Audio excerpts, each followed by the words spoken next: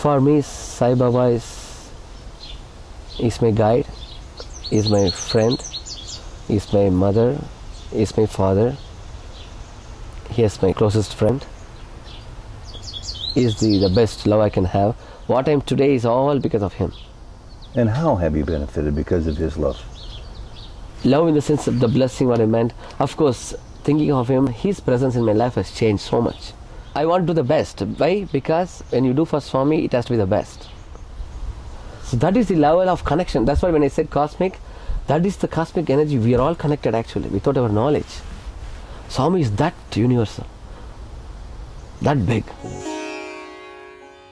Welcome to SOULJOURNS, a special treat from Sai Baba devotee Sai MANICKAM, a selfless devotee whose every thought and every action are for Sai Baba.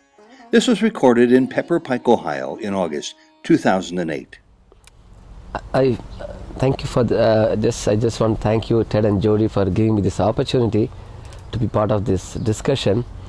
I was just trying to share about a few minutes ago about what to think about big, or how to think about big. The only reason is sometimes I feel that we tend to limit ourselves while doing some of the work. It can be material related work or spiritual related work. The only reason is I may feel that I am doing it, but at the same time, when you can connect with Swami, or when you are connecting with Swami, you are connecting with the cosmic energy, isn't it? So when we do that, anything you are going to do small is not going to be small anymore. I may think that I am recording here today in this small room and only few people in this town is going to know. No, it's not that at all. If anything connected with Swami is going to be known cosmically or universally. So that we have no control, because you are plugged into that circuit which is cosmic in nature. So obviously it is going to go wide. So if having that kind of understanding, so when we do any kind of work, we can go all out to do that, isn't it? Why to limit ourselves? So this is always my thinking in anything that I share with people or talk to people about Swami. I said we should not have any fear at all. Just feel that Swami, you are doing it, and I'm happy to be part of as an instrument. And let me go. Let me not be an obstacle in this path. That's the only prayer I do. That let me not put a block in the path that you want the mission to unfold. So with that prayer, then I just go ahead, and I feel that like you have been doing it. You see, so many people are touched, not because of you or me. You are allowing Swami's love to pass through us, isn't it? See, that is the greatest seva or service that without our knowledge we can be part of. So only thing we need to just introspect on a daily basis. Swami, please give me the strength and let me not be the block in your path. Let me ask you about that. There are so many people who are watching right now. I didn't have my microphone on. There are so many people who are watching right now who don't feel they have a lot to offer. And they wonder whether or not they can live up to that challenge of thinking big. You're a SAI student, you're a SAI adult, you're very much plugged into many SAI organizational projects all over the world. What about the average person who loves SAI, but they don't think they have the ability to think big because they're not sure what their efforts are worth? Right. So when I said big, doesn't mean the quantity level. So for example, I'm a small person. I can think that I can only maybe take care of my immediate family, my children. That's it. But with your prayer, you can spread this love universally. Just by your sincere prayer as a first step to think big, you can include so many other people, isn't it, in your prayer on a daily basis. So not only my family, please, I'm praying for this individual or this nursing home where I go and work and be part of the old age home. When I go and spend time with them, let all of them get the same peace and love that I have got from you, and let me be the instrument to share this love with them. So beautifully Swami will unfold for you. Only I feel, I think time to time we have seen this happening. I don't know, I can take this name, like Isaac Tigret. I always take this example when I was sharing with somebody else too.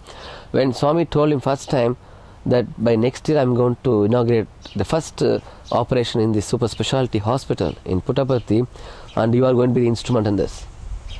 He said, the first reaction and response, like we think small, that's what I meant when I said small. He thought, Swami, I've only built restaurants.